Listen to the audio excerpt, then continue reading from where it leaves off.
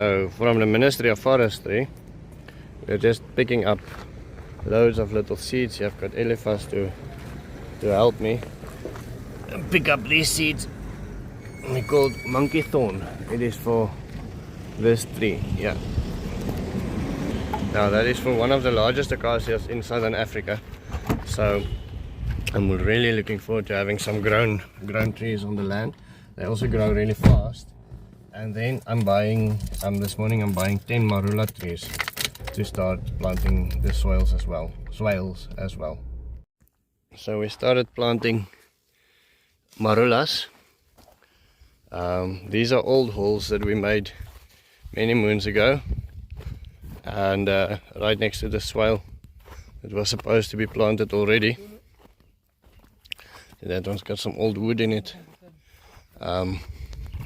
This one will add some compost and then we'll close it up. But you can see how moist this one still is 3-4 days after the rain. I think it's now 4 days after the rain.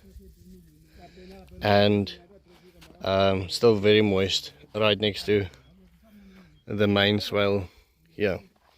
So we'll plant, they are now every 5 meters.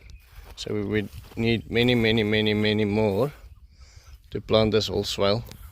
But they will then become our major overstory, you can almost say.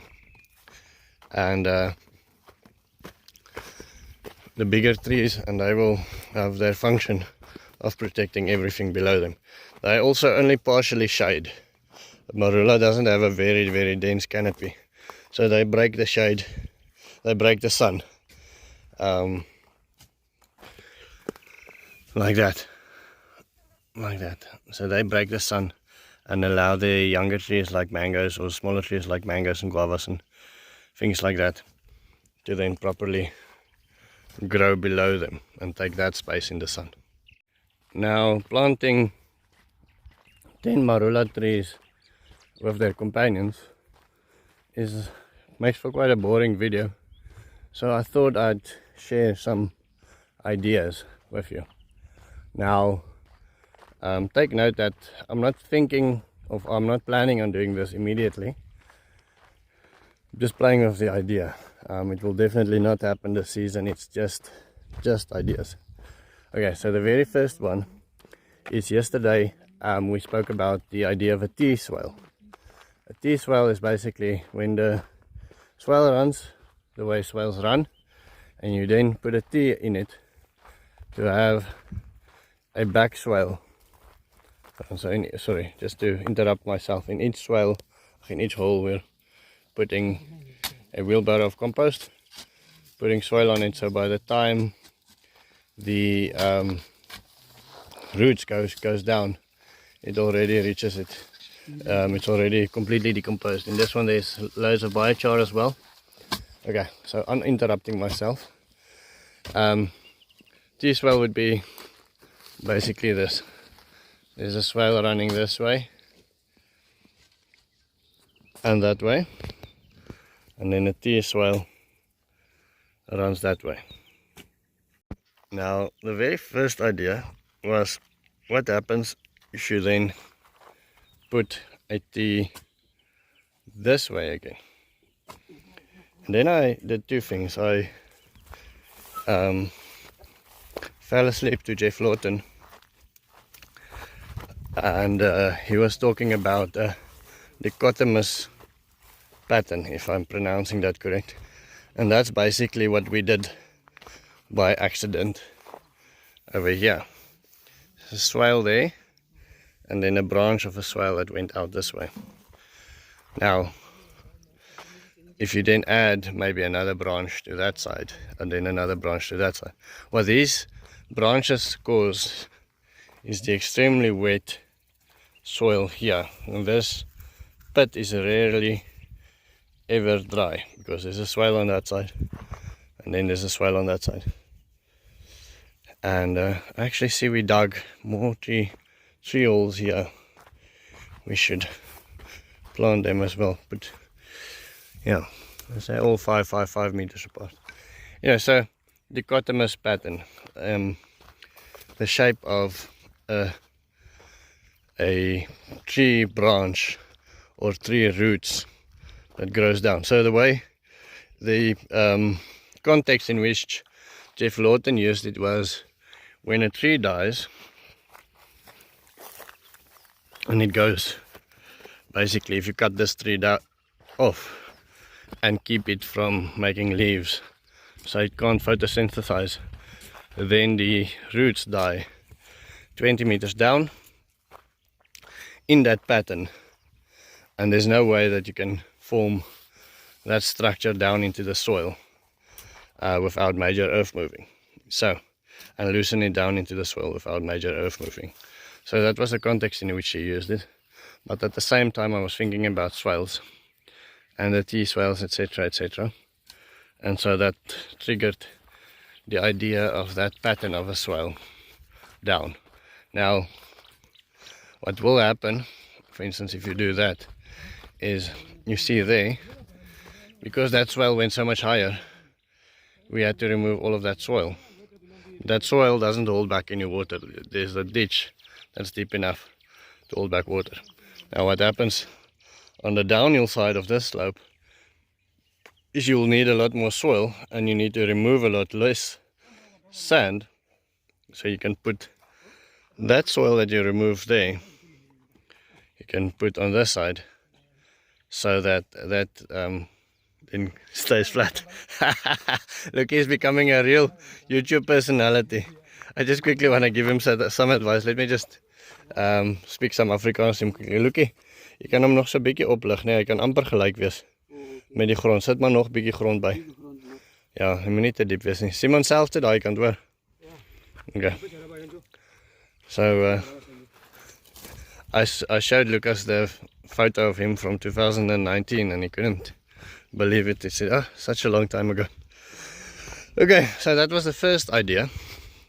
Second idea that we've been playing with for such a long time is a big pit, a big hole lined with a liner that captures water. So I went to Dam Water today and they showed me to the correct people at the Ministry of Environment, and they sent me the documentation on how to approach something like that. Now basically it seems like the law is whenever you do something even like this, you need a permit. Whenever you dig a African smile, you need a permit. Whenever you put a branch in a river, you need a permit.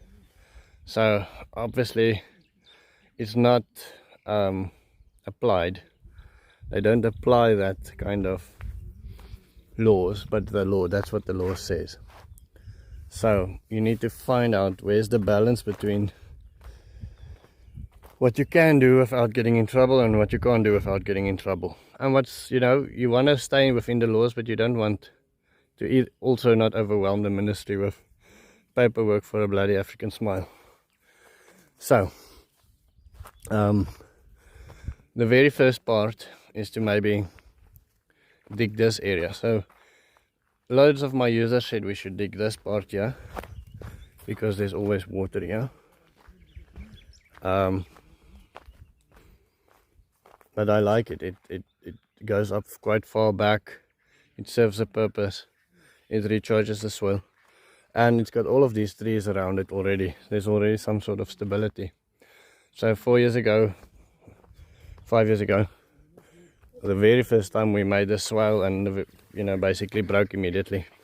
This was just still a baby, small baby tree. Now it's already getting sizes.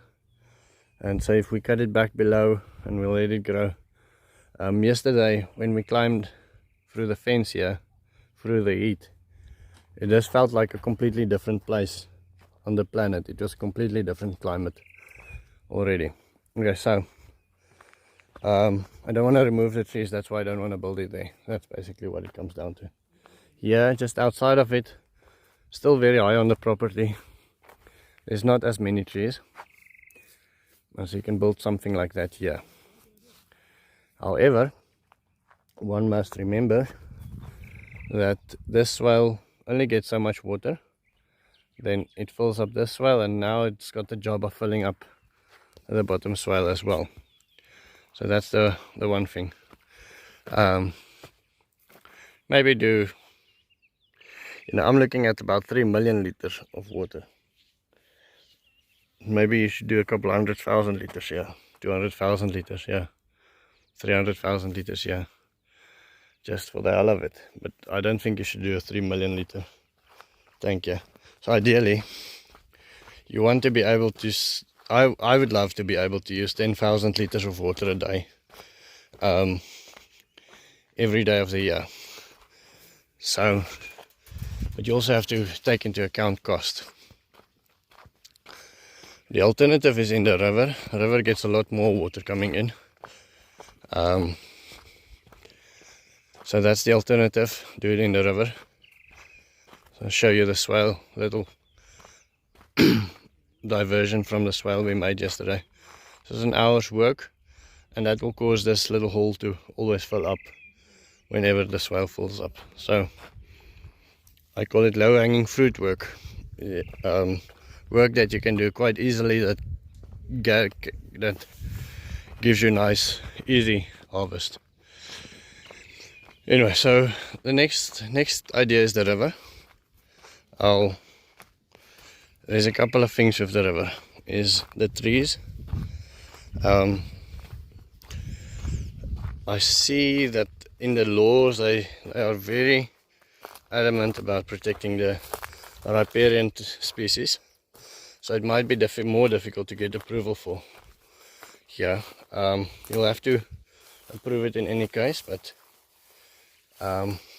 they specifically talk about the trees in the riparian zone, the zone around the river. That's basically what the riparian word means. I learned. I watched so many videos thinking riparian means something about repair, but it means the trees around the river. So that's the one problem, is the trees that you don't want to necessarily remove. The next is the height. You can't go high because you don't want to push water back over the road there at the beginning of my land. But you want to go as high as possible, so you can use use the water as easy as possible. So probably do a wall not higher than this, and then dig down from here all the way back to the road, I would say, and then maybe widen it a little bit, and maybe even lower, or use this as a filter, and then start digging on the other side. So you increase the amount of branches beforehand, so you can keep the debris out of your dam. Start digging on that side, 10 meters wide, for as long as the math says you have to, and then build a thing on the back that keeps it back, and then line it. But you build with branches, you build a big filter all the way, say a 20 meter wide filter, branches and char and grass and plant matter, to see how much of the soil and how much of the water you can keep out. Okay, so that's the idea. That's idea number 2 for the dam.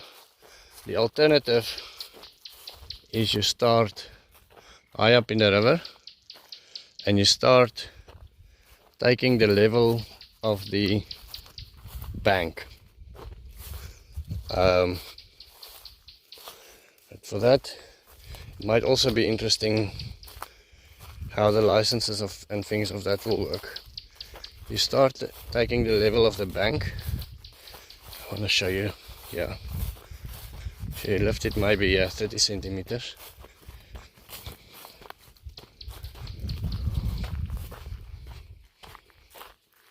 See here, so for instance, you start taking the level of this little bush here, and I hope you can still sort of see the contour here. You make a little wall. I want to see if you can see my finger over there. And then you start digging on this side. You start digging a swale and you stay on contour. Now if you stay on contour, the riverbank falls, and you stay on contour, the contour will go further and further away from the river, in theory. That is the theory. In any case, it should. If you measure it, I'm 99% sure you will get away from the river.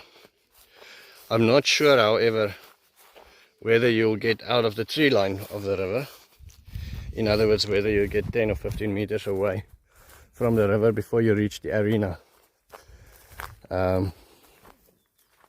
If you can do that, and where the pig pen is now, for instance, if you can get that far out, or maybe even further out, and you dig the hole there, then the water is a lot more passive when it reaches you.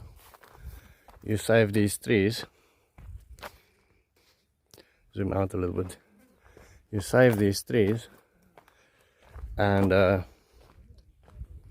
you're still high up in the land, or as high as the river can go up in the land, and you should be almost in the middle of the property. So that is another idea. Tomorrow we should start constructing the new, or finishing the new pig pen, and then in the next, hopefully within the week, still we'll get another batch of pigs. So then we're up to 3 batches of pigs. But then you'll see there's a river there. There's very little trees here. And then your dam comes out on this side. The bank on the other side, closer to Damien's forest and the horse camp there, it's just too high. It's much higher than this side. So I don't think we'll be able to divert the river like that. But bringing the river out on a swale to the side will definitely calm it down quite a bit. It will drop a lot of sediment. There's a lot of benefits to that. But I would like to hear your ideas on these things. As I said, it will definitely not happen this season. And I know it's a strange thing, but I'm thinking of doing it by hand, just for the effect it would have on the local population, the amount of work that it will have, that it will offer to people. So doing it by hand.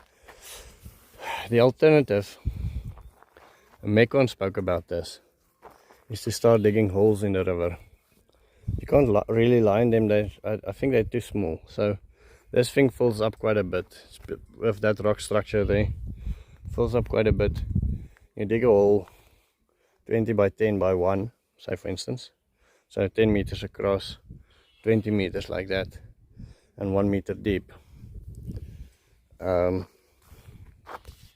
that will basically give you 200,000 liters of water. If you say do it 2 meters deep, it gives you 400,000 liters of water. Now, it's a lot of water. I think you might even be able to do that without anybody noticing, or without anybody taking note and giving you trouble. However, that's also got another effect. So if I take that from there to here, dig a hole here and line it, then all the water that's been filtering in here over the centuries would be basically taken away. There would still be some water filtering in here and then traveling below the soil and watering these plants. So it might not have any effect, but it might. I don't know. I just don't have, simply do not have the knowledge. Now our government, I think most governments are like this, that they just simply care about keeping their jobs. They don't care about the environmental benefits you're going to have. They don't care about the changes it can make in the country. They simply care about keeping their jobs, feeding their families and keeping their jobs. I understand it. It's sad, but it's just the way it is. There is another one here. You can do another 200,000 liters here. Easy. 2 by 10 by 1 or 2 by 10 by 2, then you have 400,000 liters here that you can lower here. Now it also might be a bit more budget worthy to put these little 200,000 liter pieces of water in the river, and so you can do one that your budget will allow, then wait a little bit until you have a budget, do the other one, do them down into the river, 200,000 liters at a time. And the other thing that you can do to extend the amount of water that you have is, as soon as the first water comes down, you would fill, say, 10 of them, that's 1 million liters, and you start pumping that into your swales on top, and so your swales stay wet for much longer. Then when the river comes down again, you have your tanks are basically empty, and they fill up again, and you don't necessarily need 3 million liters of water. You can maybe do what you did, you can do that with 1.5 million liters of water. And I say 10,000 liters a day, but obviously you don't necessarily have to use 10,000 liters the day after the rain. You know, you can use maybe nothing. So let's say then there's only 300 days that you're going to use 10,000 liters, so that's 3 million liters, and so you can maybe do with 1.5 million liters.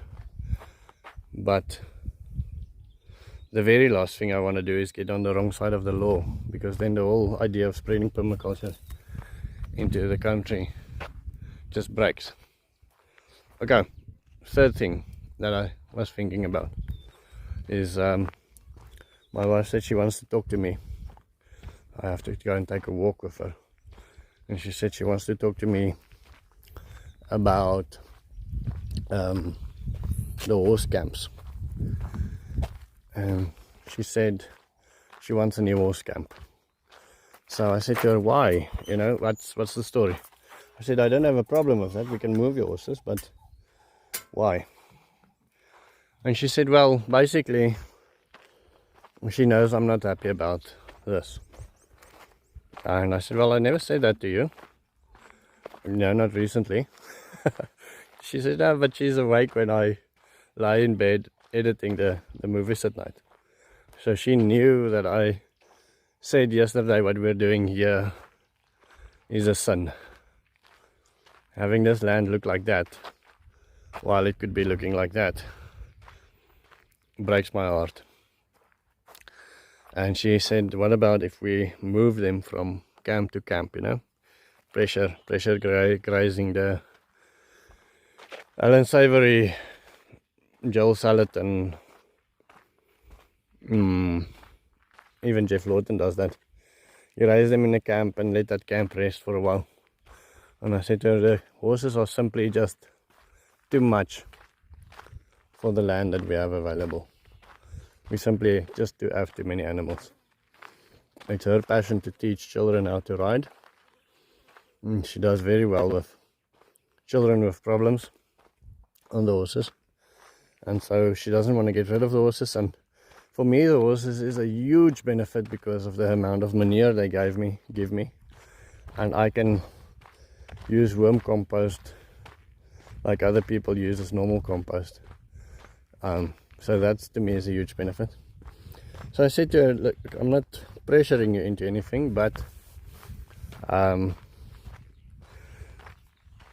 basically what will happen is we will have to sacrifice a piece of land. That's what it comes down to. You simply cannot have that amount of horses on this land and think that your land is going to look great. It's going to look like crap. You're gonna ruin it. And if you move the horses and you put them in another camp in 1 year, you'll do enough damage where it will take 10 years to recover. It's basically what it comes down to. Horses and Namibia does not jam unless you have thousands of hectares of land. We simply do not have the amount of rainfall to sustain horses on a small area. So I said to her, if I was alone here and I had to have these horses and I didn't take into account her feelings, I would put the horses into the arena every day. Just fence this off properly. Our fear is this electric fence doesn't work. We tried putting an energizer on it. We had major issues with earthing. We ended up putting a wire in the soil, putting salt on it. We had the guys here from the energizer people. Earthing on these lines are a problem. So the alternative is to put another line here. That's basically an earth wire. But anyway, so basically the arena will never be able to will never be planted. It will never be able to grow grass there in any case. That's a piece of land that's already sacrificed. If we can have the horses there during the day, and then whenever classes needs to be given, all the horses comes into their little paddocks. And the paddocks are still big enough. You know, most European horses live in paddocks like these ones sleep in at night. They live in there. So the horses, for them to spend an hour or two extra every day in there is not an issue. You know, the ones that's not being ridden at that stage. So she said, yeah, that's not a bad idea. The fear is the keeping the horses in, and then if you put up a proper fence, that if you have a horse running through the fence, then that might be a problem as well. So that is what we've been talking about. Those 3 ideas, and I think they're all interesting and intriguing. I'll show you this tree that I said a couple of days ago. I thought had some sort of disease because the leaf curled over. Still looks like this. The termites didn't eat it yet. It lives, when it rains it looks like it's a nice tree, and then as soon as it dries out a little bit, the leaves curl over like that.